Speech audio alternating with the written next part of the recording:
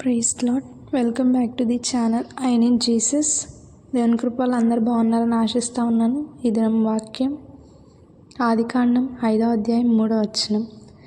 ఆదాము 130 ఏండ్లు బ్రతికి తన పోలికగా తన స్వరూపమున కుమారుని కని అతనికి షేతు అను పేరు పెట్టెను. ఈరోజు మనం షేతు గారి గురించి ధ్యానించుకుందాం.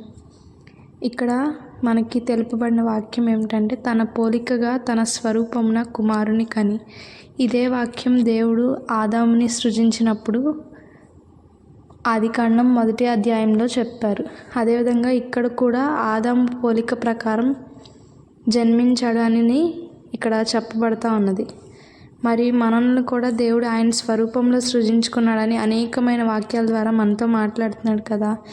మరి మనము ఆయనను పోలి ఆయనను జీవించే వారంగా ఉంటున్నామా లేదా? ఒకసారి మనల్ని మనం జ్ఞాపకం చేసుకుందాము.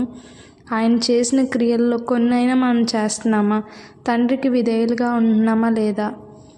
ఆయన చెప్పే ప్రతి పని చేస్తున్నామా లేదా? ఆయన చెప్పిన ప్రతి దానికి తల వంచి చేస్తున్నామా, లేకపోతే ఎదిరించి ఆయనకి లోబడకుండా ఇంకా జీవిస్తున్నామేమో? దేవుడు ఈ దినమందు మనల్ని హెచ్చరిస్తూ ఉన్నాడు.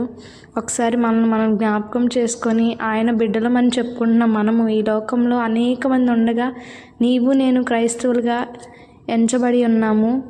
ఆ ధన్యత లేక ఎంతోమంది హిందువుల వలె ఉన్నారు. కానీ నీవు నేను ఉన్నామంటే అది కేవలం దేవుని కృప.